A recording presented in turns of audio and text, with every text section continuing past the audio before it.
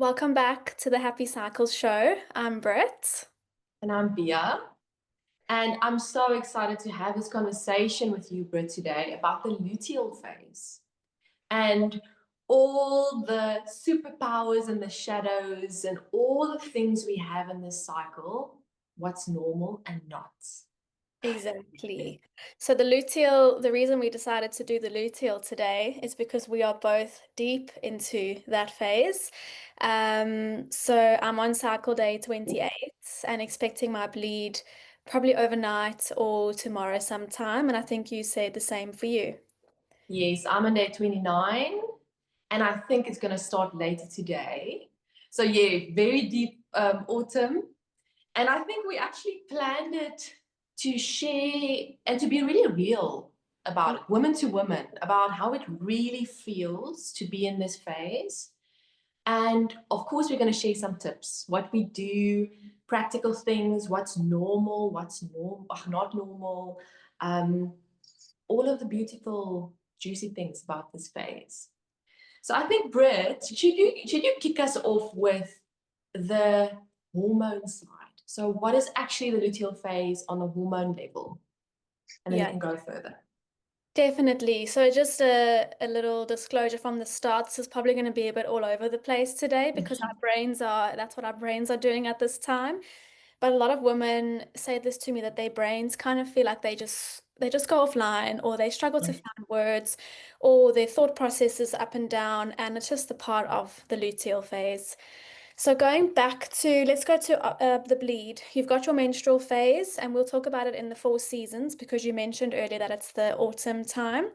So we have your bleed, and that is your menstrual phase, and that is a time of rest and reflection and just yeah, proper resting time. We then go into the follicular phase, and that is similar to your inner spring, and that is very much that rising energy. Think about spring in the outside world. It's when motivation is coming back up, and it's that coming back into the world from your like period cave vibes. Then we have ovulation phase, which is similar to your inner summer. And that is when we are very communicative. We can talk properly, like our brains are connected. We're very outgoing. We want to be seen. We're very outward focused as opposed to being inward focused. So then after ovulation, the day after ovulation is when you start your luteal phase. The luteal phase, I like to break it down into two halves because there's different energies that come with the different halves. But from that day to your next period, or the day before your next period, which is where we at the moment, is your luteal phase. It's usually between 11 to 16 days, but on average, women usually experience it between 12 and 14 days. So about 2 weeks. It's a long time. Really, really, really long time. So if you think back to summer, because that's before we get into your autumn, that first week is usually pretty okay. Some women do struggle the full luteal phase, and they really struggle with symptoms in those 2 weeks, and then they have a bleed, and then it's kind of like resets everything. But we are in the second half, and then you get the first half as well. So hormones. After ovulation, your progesterone rises, and that is because the corpus luteum is grown, which is this amazing endocrine organ that we grow every single month after ovulation. That organ is what triggers or what stimulates or what secretes progesterone, and it causes your temperature to be higher in the second half of your cycle. So that's when I teach clients to track. We're tracking for their temperature changes. So progesterone is pretty high, and then estrogen slowly starts to rise as well towards that mid luteal time. But then after about a week or so, then they both start to drop off. And that is that week before the bleed. That's 5 to 7 days before the bleed when women really struggle with PMS, which we'll talk about a lot today. And we are in that time at the moment. So the first half is where your estrogen is high and dominant, and the second half is where your progesterone takes over and is high, and then it drops off towards your next period. Wow, you explained it so beautifully. Thank you. Um, it's it's amazing when we realize there's actually fluctuations and there's changes because we tend to, and I see it with a lot with my clients, is we are so conditioned to be the same every day Hmm. that this phase where we turn from a very summer outward energy to inward. That's the main shift that actually happens. Um, but we sort of want to override that inward energy because the world doesn't really recognize that or honor that. But Mm. it's powerful, and I think the next thing we're going to talk about is the superpowers. So before we go into the shadows and those type of things, let's talk about the positives of this cycle. So is there any things that you've recognized on a, let's say, emotional level that's really good for you in this time? Yeah, I do want to first say that I struggled with this phase for many, many, many months and years, and I really used to dread this phase until I made some lifestyle shifts, which then changed how I felt in the luteal phase. They probably people know more about the shadows, which we will touch on. But I have actually come to love this phase because, as you said, we are very up and down. We are not the same every day. And it allows me to be very kind to myself and to have the knowledge that I may not be able to focus at work as much, or I may not like doing something like this is really hard for me and for you as well. And we are still doing it and showing up, but with that awareness that we might lose a word here or there, or we might not explain things in a beautifully like in a yeah, clear way for people to understand, and that's okay. Um, I think it's given me a lot of acceptance in the luteal phase, and I do feel that certain things come up, like emotions come up that I maybe haven't dealt with in the previous phases or previous cycles. Those like unresolved emotions, they do come up, and that can be a negative, but it can also be turned into a reflection time to be like, okay, this is coming up time and time again. What do we do with this? I get my journal out, I do a bit of writing, and then sort of things just sort of come to me, and that's how I deal with it. So I do write a lot more in my journal in my luteal phase than my other phases, which is also something to Me be too. said. A lot of I teach women about tracking and things, and all of their journals are full in the luteal, Yes, and definitely. is like half tracked stuff in the ovulation. It's our hormones, and I think the more I've understood and the more I've tracked my own patterns, the more I have accepted that it's okay. And then I've been able to share that information with my husband, with some of my colleagues, some of my patients, even. I talk to them, my chiropractic patients, I'll talk to them about their menstrual cycle, and I'll say, "Oh, me too. So you've got a different version of me today than you had 2 weeks ago," and we make a joke about it. I think those are.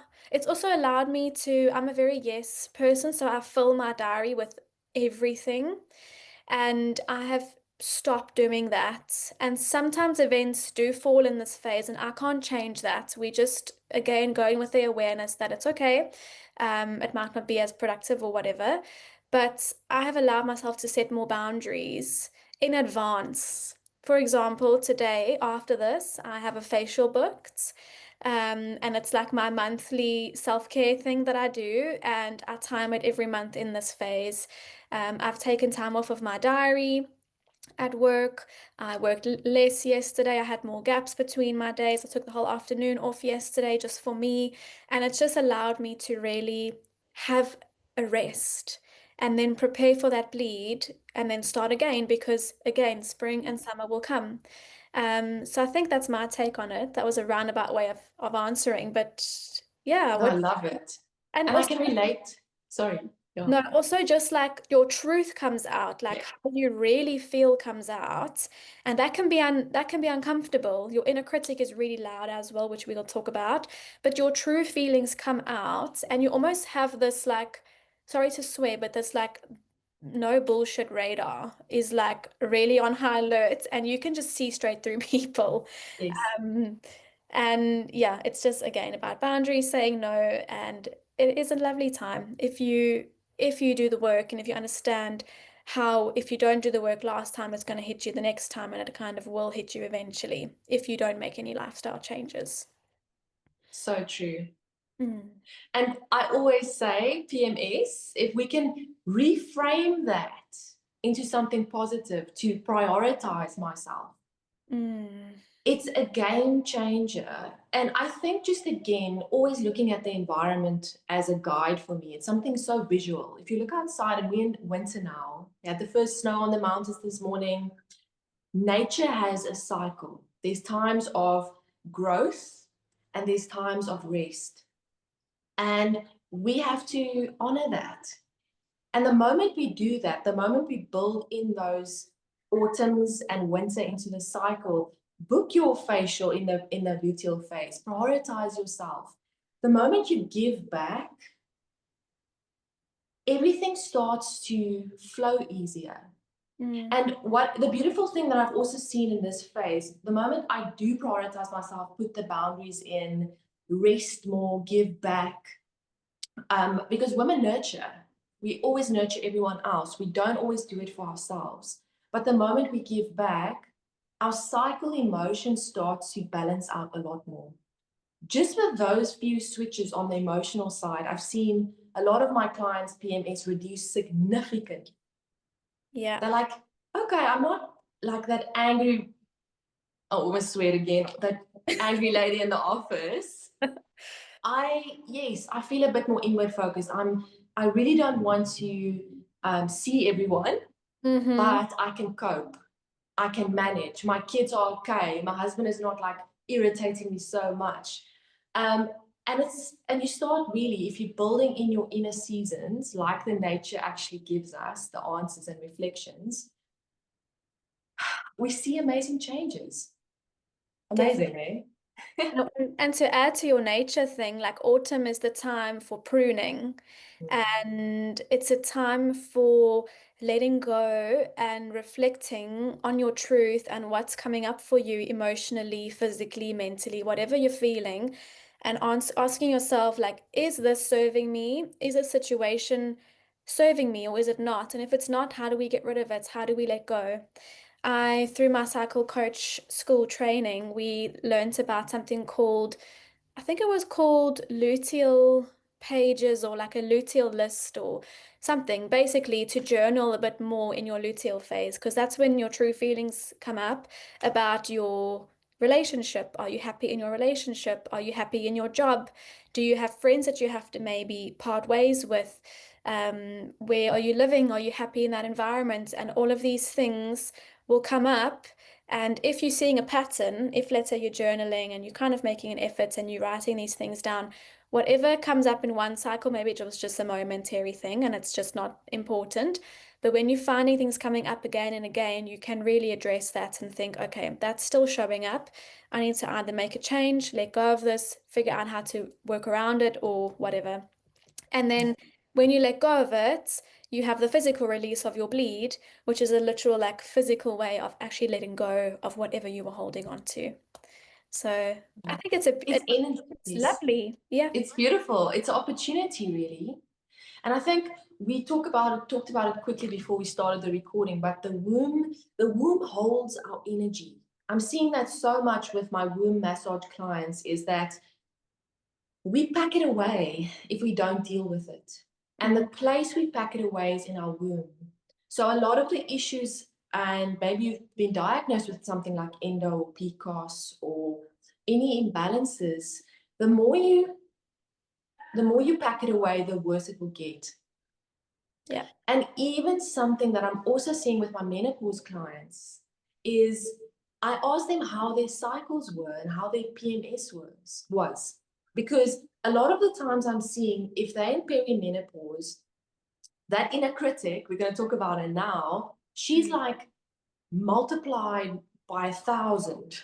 She's like screaming at you because you never took that opportunity of autumn, of pruning, of listening to yourself, of listening to the intuition we have as women, which is so powerful, and honoring that. So it will catch up with you. So the quicker you start with this beautiful thing, this beautiful practice, and you can always do it in menopause as well. You Mm. can still build in that winter of rest, of pruning. So it's a powerful practice.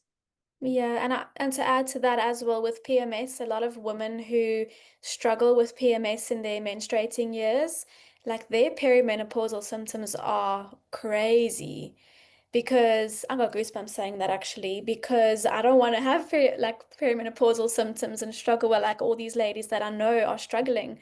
And it's often the life or the expectations we have as women and as mothers and as wives and just the nurturing nature, we just get, to put it straight, we get taken advantage of sometimes and we don't know how to say no because a lot of our cycle is spent in the outward focus. You know, half of the cycle is us being outward focused. And then because we live in a man's world, we don't know how to honor the second half of the cycle, even just that last week before. So I just, yeah, if we can help ladies today with some practical stuff towards the end for like how to manage PMS better, because PMS is not normal. To be a little bit irritable and to be a bit short-tempered and whatever, that's okay. But for it to completely ruin relationships or have an effect on your job or your own personal self-care and just, I don't know, self-worth or whatever, it's not normal. It's very common. I think there's like the stats are 90%-ish of us have PMS, and there's hardly any research done, which is a real shame. But a lot of us really do get it, but doesn't mean that it's normal. And we also spoke before we recorded that your PMS symptoms are talking and they are symptoms, which means that they are messages from the body. And like you said, if you ignore it now, perimenopause, it will come. Menopause, it will come. Eventually, it will come. Or if you ignore it this cycle, it will come next cycle in whatever phase. And it can also come in like the beginning part. You can start to feel sluggish in your spring and your summer because you're not actually giving yourself rest in the winter. So it will catch up with you. I guarantee that. 100%. As we now going into so let's talk, what is PM, what symptoms can you experience, especially when it's a bit imbalanced? And then the shadow side, I think these are the things women are going to relate to a lot. And I think just having this discussion is so powerful because I do see in my online course where we have a cycle track Tuesday, and just by sharing where ladies are, we're like, oh, wow, I'm not alone. I also feel that. I also feel more inward. I also feel that. So let's talk about those things and then let's end off with the practical stuff and the food side and all of that. So maybe, Britt, would you kick us off like, what symptoms, if you think PMS, what are the main things that pop up for you? Mood changes, definitely. Being more irritable, anger. A lot of women get really angry. I think you went through a phase where you got lots of rage. Um, Physically, so we can sort of break it down into the, let's just stick with men or emotionally, I suppose. I wrote down like a few things here. So mood, definitely, being more introverted. So a lot of people, a lot of women in their luteal, like we get very introverted, or sorry, we're talking about PMS, my mind jumped there. We're talking about PMS now, but very introverted, um, which is not really a symptom, I suppose, but it's just some women struggle with that because they don't really understand. They don't understand it. They don't know how they can go from being so outward focused to now very inward, and they don't feel comfortable with that. Physically, bloating, a lot of bloating, a lot of gastrointestinal stuff, period poops. Period poops, a lot of women get period poops actually. Fatigue, so feeling really run down, really tired. That is why sleep is so, so, so important in that phase. Cravings, that's also more physical. So cravings salt, sugar. What else? What else can Breast tenderness yeah. is a big one. Mm-hmm. Water retention, I also see a lot. The brain fog type of thing. Yeah, I think that's quite a bit. I think, and even PMDD is good to mention because Mm-hmm. PMS is more common or more known, but PMDD, premenstrual dysphoric disorder, Yeah. that's right, is sort of the extreme case. So a lot of women actually feel they are extremely anxious and depressed to a point where sometimes they have suicidal thoughts. It can be that really, really depressive, repressed time. And also just outbursts of things that's not normal to you. Anger, crying, rage, screaming. So those are type of things that's the body talking. Mm. Okay. But now let's go into the positive side of stuff. So the fact that we know, we personally have gone through all of that and now in a space of we can cope at least. And the months where, yes, it might be a month where you eat a bit more sugar. That was mine. For some reason, it was like, oh, I'm just going to do a little bit, double a little bit, do a bit of this, and not really follow all the things that I always do. I had more PMS than normal. So even for us, we spoke about this, but even for us, we also get PMS if we don't honor the emotions or we go through stressful times or traumas or yes, our food is a little bit off. Yeah, I that's what think we spoke about, yeah, Britt, I think both of us went through a bit more stressful months, it looks like. I know, and something is happening out there because a lot of people that I've spoken to have been going through a weird, weird time. I don't know if it's got to do with like the planets or the moon. I don't know, but yeah, just a weird, it's been a weird time. And we also had our cycles like shifted, both of ours, I think. So my last cycle was delayed by a week, which is very abnormal for me. It hasn't happened in a long time. But then I spoke to a close friend of mine who's really into this stuff, and she said that's because of the spring equinox, and there's people's like women's cycles often shift around that time. So we're back on the same cycle now, you and I. But I think we kind Amazing. of we started on this different ones, and now we're on the same one. I don't know. It's just weird. It can shift and change. Um, I wanted to say. I think we should also, oh yes, we are humans. That's also what I want to make it known. Like we go through stress. We do this podcast because we love the work that we do and we are healers for a lot of our clients and we hold space for a lot of people. So we do give a lot and put a lot into our jobs. But we have to give back and that is what we do. We try to do, but again, life happens and sometimes you have a different cycle and a bad cycle, and it doesn't matter as long as you can listen to the body, listen to the symptoms, reflect, release whatever you have to let go of and start again. That's the beauty of having a cycle is it always starts again.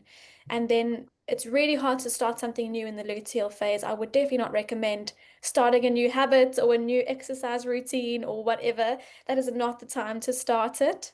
Definitely more in the springtime, like after the bleed. You can set the bleed as an intention of, okay, what do we want to change? And then you can implement it in the spring, but it's not a good time to start things. So it's just a time for, again, reflection, releasing. I think we can also talk, because we'll talk about like how to help and what actually gives you more of those PMS symptoms. But about the luteal itself, there are also shadows. So I think we should dive into some of those shadows, which we kind of touched on with the superpowers. But the shadows are just things that come up quite a lot, quite commonly for people. So I don't know if you want to go through some. I have written down some things, but yeah, just let me know what your thoughts are on that. So I think the shadows on a personal thing for me is very, very much the things you spoke about on are you happy in this place you are? And addressing the deeper things, the very intuitive questions we don't want to answer. Mm. Those are one of my main things. We can run away from it, but it's facing ourselves is one of this phase. And I think we're not always, first, don't think we taught how to engage with ourselves in that way. And this is like addressing things that are a bit more difficult to really face. But then going back and journaling and grounding and doing all those powerful things and facing yourself. So for me, it's normally emotional stuff Mm-hmm. that Yep. come up. Yeah, it's On that your side, yeah, it's the oversensitivity, yes, super irritable, like anything that you do that you did last week is not gonna fly with me this week. yeah. Um, what other Super shadows? analyze. Overanalyze and Yeah, critic. I'm yeah. very, very hard on myself. It's that inner critic. So talk about the inner critic a little bit more because I think we all hear it, and sometimes she is talking the truth and sometimes she's not. So we have to listen and we have to really, and that's why the luteal journaling helps because if it is a true thing that is really how you're feeling deep down, it will come up and up and up again and again. But if it is not, and it's just a momentary thing, then that's often just a false inner critic voice. Does that make sense? Yes, 100%. I listened to this, I saw this video on Instagram, and the lady said she names her brain, but I think let's name the inner critic. She gave it a voice, and she was like, Becky, Becky, you're not going to talk to me like this today. I So it love was so that. cute. And I was like, yes. Sometimes Becky comes in and says to me now, Becky's like, Bia, what did you tell that client? Why did you not share that and that? Or you overshared, or your email is not perfectly written. And I made a spelling error. And then Becky will tell me you made a spelling error. And for me, that is the thing of the inner critic where she is, I have to just say, Becky, it's okay. That spelling mistake just shows that I'm human and it's okay. And move on. But it's things, small things like that sometimes that trigger me. A Oh, spelling error, a mm, client saying maybe, I forgot to reply on WhatsApp. That can sometimes be like, oh no, I let people down, mm. Becky. So that's sort of the thing where I need to realize, yes, it's me just overanalyzing. I'm hard on myself. If it was that in the summer, in the follicular phase, it would have been fine, and you could fix it easy. But now you're just overanalyzing that. Do you relate with the Becky thing? Yes, I can't wait to think of a name for mine. I'm gonna find a name for her because she gets really loud sometimes. I have managed to kind of listen to her and lean in and be like, okay, that's actually rubbish. Like you are talking nonsense right now. That's the things like the spelling errors. There was something else I was going to say now about an inner critic. I can't remember. But no, it's if we can just hear her out and let her be heard, because if you don't hear her out and you just push her away, she is gonna come louder. So just hear her out, and you can do that by journaling or by sitting and just being still and trying to listen what thoughts you're having or how you're feeling or whatever. But I related to the WhatsApp messages. That's what it was. I am so bad at WhatsApp messages in my luteal phase. And the more I have, the more it stresses me out. And the more I like go in and I'll see like 20 unread messages and I'll be like, whoa, that's overwhelming. Throw the phone away, carry on watching a series or go for a walk or whatever. It feels overwhelming, but it's not because it's just a couple of messages. It's not that overwhelming. But in the luteal, it is stressful. That's not one thing we must also note is that your resting cortisol levels in this phase are higher. So you will be more, any little stressful event that happened in summer is very stressful for you now. And because it's hormones, we can't think logically. Like our logical brain can't be like, hold on, don't take that too personally. Like it's okay. Like we can't think like that like literally because we are just so emotional as women and it's really hard. Yeah, it's really, really hard to get through that sometimes. Um, but yeah. It's very good to mention the cortisol, Mm, because cortisol, I think it's getting a very bad rap, sort of, I feel on Instagram now. Like, oh, cortisol. mm, Cortisol in balance is perfect. It keeps us safe. mm-hmm, It wakes you up in the morning. It helps you run away from a lion. And also the little bit of baseline cortisol that's elevated in the luteal is a good thing in a way because it protects you, especially if you're pregnant. And that is why it's there. mm-hmm, It's making you more aware of, is there dangers in your environment that you need to eliminate before your baby comes? Because your brain is primitive, right? It just wants to, it thinks it's fertilized, but it's not mm, necessarily. So in that little bit of baseline, it's going to make you more aware. mm-hmm, And I think that is where, if everything is in perfect balance, it will make you more aware. But if you are out of balance, it's going to push you over the edge. mm. And I High think functioning. yes, that comes again to, if you get to your baseline, and I'm very privileged and blessed to actually know my baseline, and I Mm, think you as well. And it's amazing to see my clients get there, because then they realize, oh, okay, I feel that little bit of cortisol, but it's fine. I'm not like extreme. fight or flight. But yes, I feel a bit different. And it's subtle. Mm. So let's get into those things. So now that ladies maybe identified a few of the symptoms, and maybe now know it's not that normal, what can we do about it? So, Britt, are you going to talk about the more movement, emotional side, and I'll talk about the food side? What are we going to do? Yeah, Okay. sure, let's do that. So, yeah, I think that's a good way of doing it actually, because we both have different experiences and different interests. So, movement-wise, we know that movement is important, definitely. I will not say that that is not a thing. But in the luteal, because of the resting cortisol, we also are more inflamed. We are like in a pro-inflammatory state, especially towards the period, especially like where we are now very close to the period. So you don't want to be overdoing it. You do, I mean, you can, but you might feel it and you won't be able to push yourself. So again, it's the awareness of, okay, I've got a race scheduled on that day. It's unfortunate. It's not going to be a PB, and that's okay. I'm still going to race the race if I want to, but with that awareness again. So this time, what I tried to do is I tried to do more gentle stuff. To be completely honest, there's a lot of stress in my life right now, personal stress, which we won't get into. So my movement has taken a back seat. That is always the first thing that takes a back seat for me personally. Nutrition is usually on point for me for the most part, but exercise, and it's so backwards because I'm a chiropractor, and this is what I tell people to do is exercise, and I know. But yesterday, like for example, I did a 20-minute Pilates online video in my living room. I was in my pajamas, comfortable. I just did 20 minutes. So it's a time for that luteal time is a time for more walking, yoga, Pilates, slow running if you're a runner. Training at the gym is still fine, but just being aware that you might not be able to push as much as you usually do. So it's just about being aware. That's all it is. I think women can get so stuck into cycle syncing, and I did this definitely in the beginning of my learnings, where I'd be like, oh, I'm luteal, I can't go to the gym, or oh, I can't go for a run now, or you just have to be very cautious of not being too strict on it, but just having more awareness. So that is on the movement. On the emotional stuff, definitely setting in some blank space in your diary.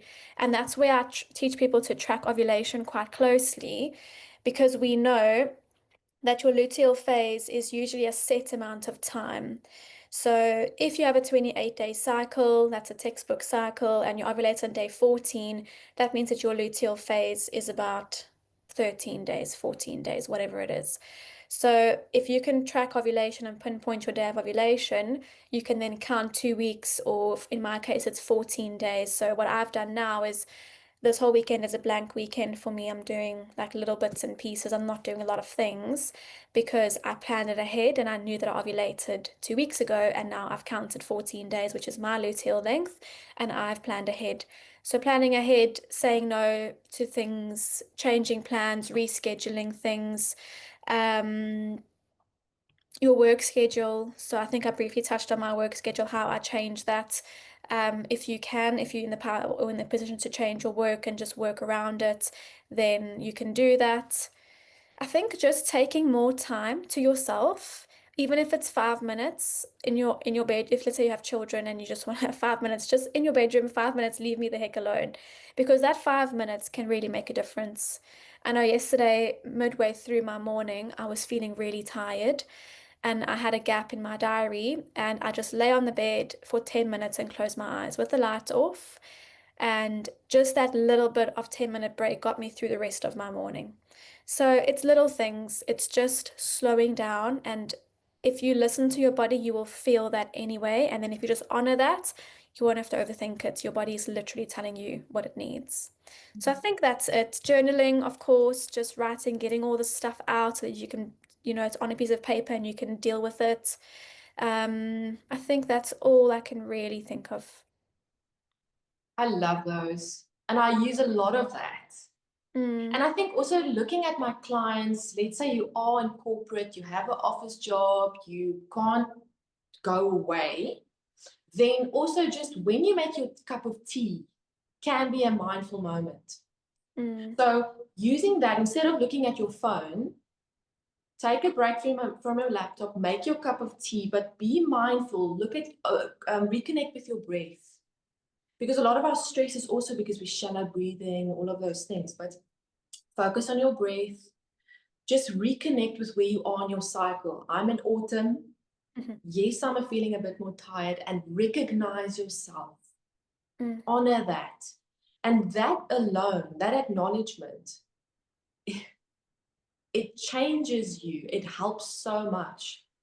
And And like you that's said, if mm, Yeah, sorry. That's where you get the partner on board and you tell your friends or your family or your colleagues, I'm just struggling. It's nothing personal because you can also be quite snappy and very short in that time. And if people around you are not aware of that, not that you have to tell the whole world, but just your close people, like I know my close friends, we always know where each other are in the cycle because we kind of communicate differently, which is lovely as women. We can yeah, there's like certain things that you wouldn't say and certain things that you can say. Just I think we just need to be more sensitive as well, and our partners need to be a bit more sensitive to us and learn about how our cycle changes, and we have no control over that. And they think that we're crazy and premenstrual, and oftentimes they can feel the need to retract and leave, but they need to step in and actually say, okay, what can I do to help you? Because I'm feeling normal, I'm feeling okay. What can I do to ease the load? That could be if you have children again, taking the kids just out for 1 hour or something, just something little. But yeah, I think women struggle because they don't have that support because they're working, they have children, they're not sleeping, and they're exercising. And that's another thing is also sleep, is we yes, big need one. sleep. It's all about nervous system. If you look at it from a chiropractic perspective, it's all about the nervous system. If we can just get the nervous system to be as balanced as possible because you will flutter between fight or flight and parasympathetic. Have you heard of the polyvagal theory? Very interesting. You can flutter between those states, but if you have a dysregulated nervous system, it's going to be harder for you to come back into, I call it the green zone or your window of tolerance. It's really hard to come out of fight or flight into that neutral state. But breathing, grounding, just practicing being present. That whole box breathing is lovely. There's that other thing that you can do where you do 5, 4, 3, 2, 1. Have you heard of it? Yeah. Where you like name 5 things you see and you just get into your space. And just doing those things, it gets you back into Yeah. the present and it calms the nervous system down. And then you can tackle whatever. You can't tackle everything when you just regulate it. It's not going to work. Exactly. That's the holistic approach. That Hmm. is why we are so good together because there's so many facets we can bring into the whole. And like you said, I actually also find a lot of my clients, it's not always the men being negative about or saying bad things about the women in the office. It's sometimes women against women. Mm. That's more the harsh sides in the comments. And I think this is the conversation that needs to start, Hmm. where maybe not in a, you don't have to shout it out in the office, but the one lady you trust in the office, you guys can start a conversation, support each other, and then it's a ripple. That's the thing about positive energy. It's always a ripple in your environment, and then your partner, and then all of those things. I love it. Actually, I want to just have a note on. So we talked about the cycle and the progesterone. Progesterone is such a beautiful hormone because it calms the brain. Mm. So normally when you ovulate and your cycle is in balance, that progesterone calms you down.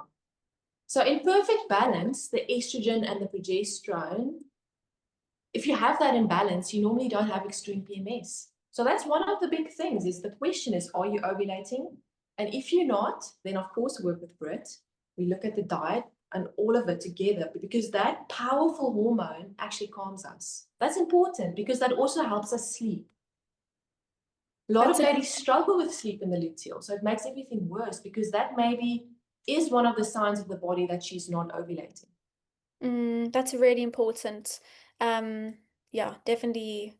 Yeah, really Yeah, important to just understand that stress will steal progesterone.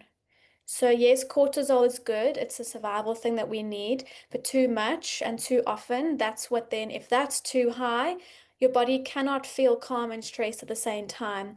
So that's where women struggle, where they have like estrogen dominance or too much estrogen symptoms. They often have low progesterone. So as you say, everything in balance. Look at nature, everything is in balance. And when it's not, things don't live, they don't make it. Hydration, which you will go into as well, is the food and hydration. It's so Yeah. important. Let me go into the food stuff. Yes.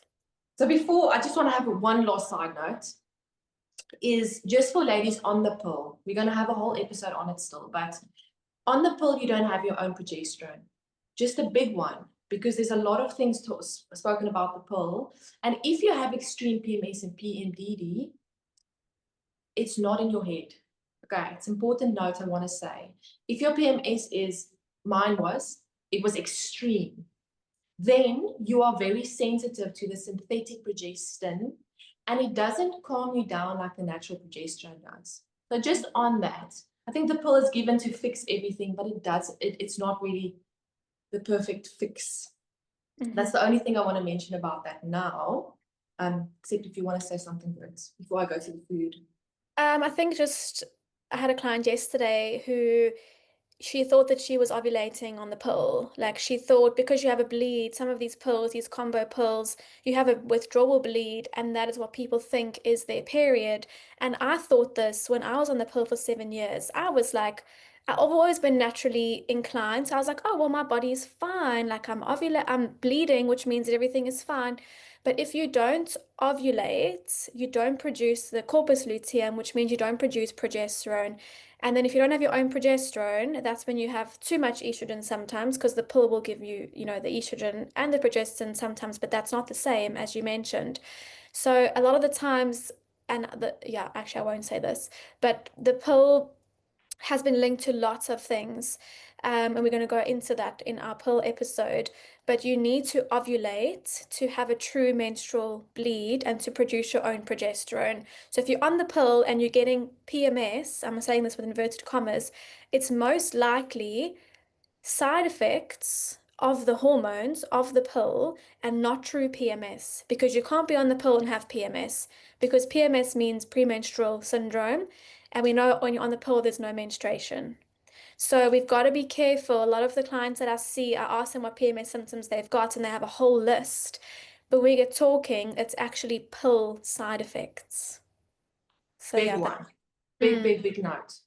Thank you. It's important to mention because I'm even seeing clients now that's been prescribed the pill to help with PMS. And then I'm like, okay, let's work on the roots. So now, when we look at food, oh, it's exciting stuff because all of this you can actually implement. So it means that we also dissociate from ourselves and think it's so overwhelming. The thing is, you're in control because you're in control of how you move your body, how you breathe, what you drink, and what you eat. Powerful stuff, right? So on the PMS side, there's so many things I like to work on. I'm gonna say let's talk about three things. The first thing that happens in the luteal phase is your blood sugar is slightly more imbalanced. So that is why you crave sugar normally. That's the one thing. So having really balanced blood sugar is vital. So the simplest thing for you to do is eat protein in the morning. And I'm seeing a lot of positive results in my course of ladies switching from they did this. Drank coffee on an empty stomach, they fasted, and they exercised fasted. And then they pushed intermittent fasting to about 11 to 1, and then they ate. That's a very typical thing. I see it so, so, so often. The thing with that is, that's a stressor for your body. We already know you have a bit more cortisol, so that's pushing you up. So that will increase your PMS. So just by you nourishing yourself, the thing with breakfast is your body is safe when you actually nourish it first thing in the morning. That's what happens. And with something like, let's say, eggs and avo on a sourdough, great breakfast. You can go quinoa, you can go a smoothie with collagen in. So all those type of things. Don't take my word for it. Try it. mm, Try it. So that's my first thing. And your PMS will reduce because you're nourishing yourself. and your body's feeling safer. My first thing. Blood sugar is so important for everything. Exactly. Like I follow a lot of the blood sugar hacks from like the glucose goddess and what you and I have spoken about.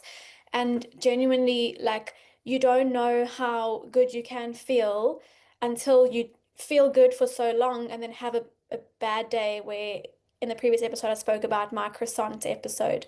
Like, you do not know how you are feeling so bad and run down every single day because it feels normal to you.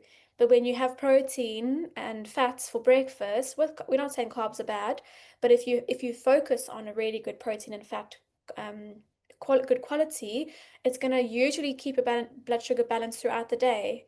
And what you described in that client is literally a recipe for PMS. Like, that's what I was thinking. Exactly. So yeah, blood But sugar balance blood important. sugar. Mm, The second one, the second one is, so if you look again, we want to have that progesterone estrogen balanced. A lot of us, a lot of my clients are estrogen dominant, so too much estrogen.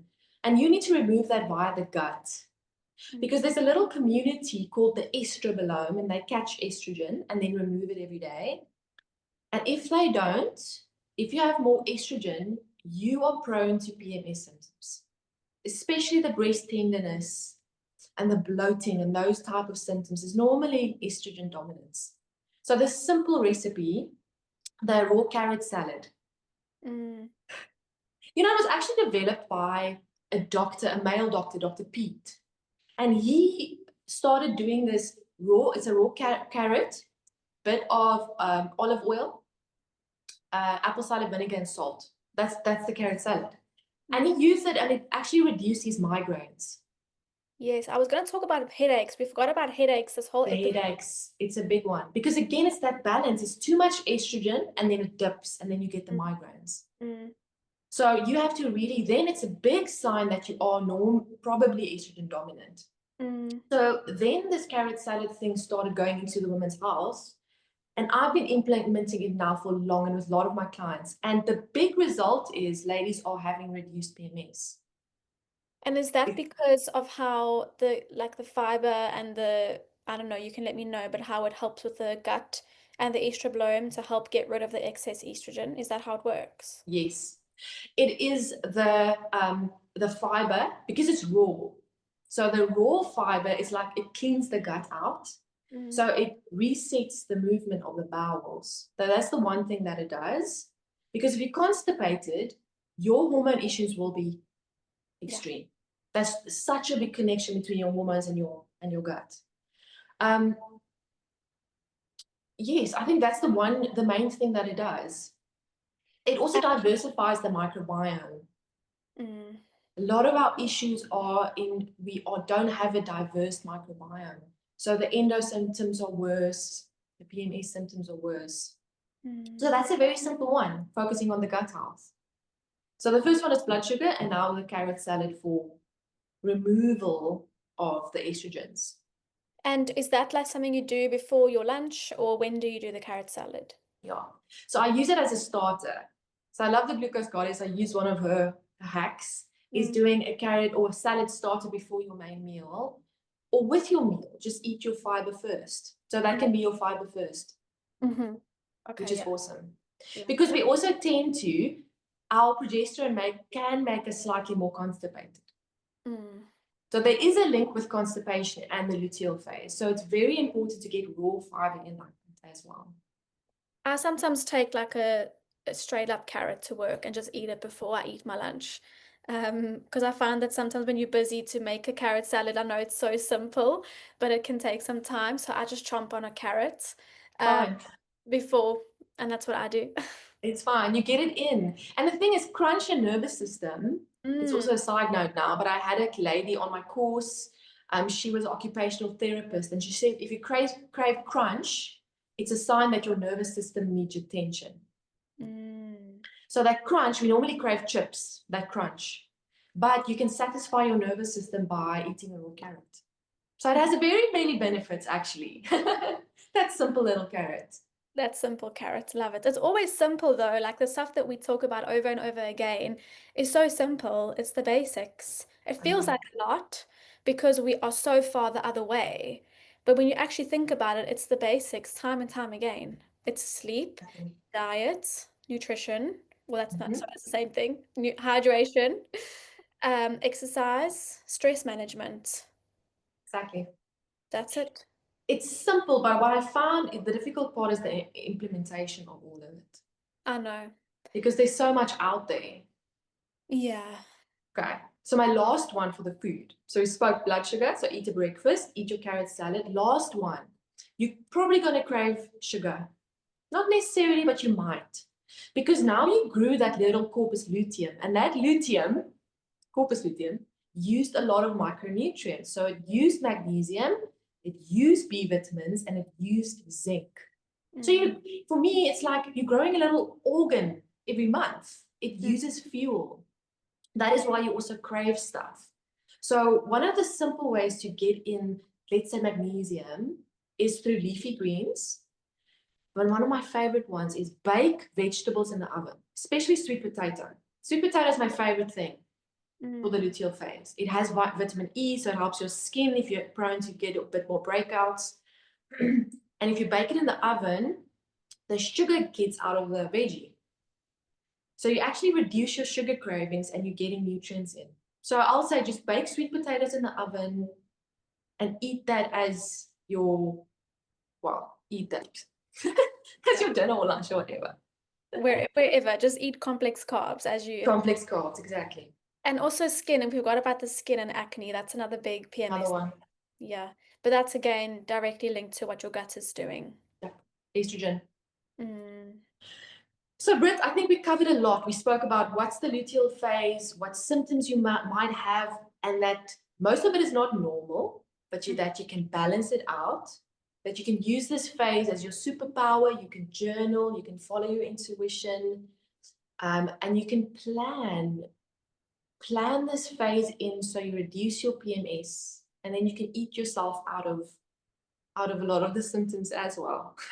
I love that. Eat yourself out of PMS. Yes, That's if she wanted that's a to good your one. slogan. Yeah, that's Oh, great. I like that. We'll use that. Okay, we're going to do that. Yeah, I think Okay, so I think on this, is there anything else? no, I think we've done well. I'm proud of us for sort of staying on track and going to according to the brief plan that we spoke about before we started.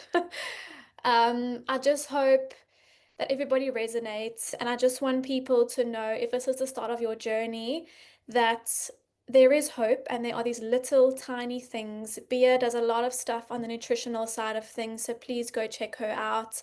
I teach women to track their cycles more for contraception, but I also do a little bit of lifestyle stuff in there as well. We are not perfect. We are just two girls who met because of the work that we do.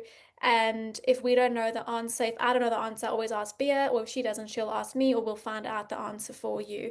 But it's all about education and being kinder to ourselves and tracking. And I'll always, always go back to tracking your cycle. Not obsessively, but just tracking when you're ovulating so you can know, okay, your bleed is obvious, you can see it. Your ovulation is difficult to know when you're actually ovulating. So you need someone like myself to teach you about that. Or you just start to look more, read about the energies. There's lots of resources out there, and maybe we should also link those at some point, but there's so much you can read about.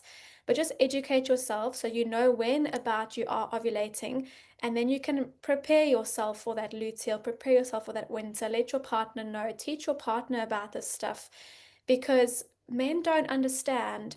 They genuinely are very simple beings and we love them for it, but they don't understand. They need to be taught and they need to be educated about this and literally be told, I need you to do X, Y, and Z for me to help me. Like, we can't just think they're going to know what they need to do because they don't understand how our brain works because they are very much the same every day. So, yeah, just wanted to say educate yourself, educate your loved ones, have grace. Track your cycle, notice patterns. If it's coming up again and again, don't run away from it. You have to address it because you can ignore it, and then in the summer and the spring you'll run away from it and be fine. But it will come back. It will come back with a vengeance. And yes, PMS, we're going to reframe that to prioritize myself. So do your facials, do your massages, do your whatever you need to do to fill your cup, especially if you're in a healing space where you're helping people all day long. You need to replenish that cup. So yeah, and just love every single phase of yourself because we can't, there's a saying that if your partner can't, does what? If your partner can't, oh, I'm gonna mess it up now. Something about like if they can't handle you at your luteal, they don't deserve you at your ovulation. Perfect.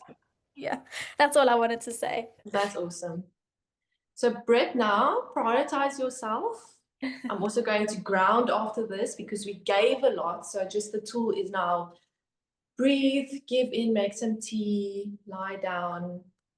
And ladies, thank you for listening. Remember, stay in sync, and we'll see you next time. Bye.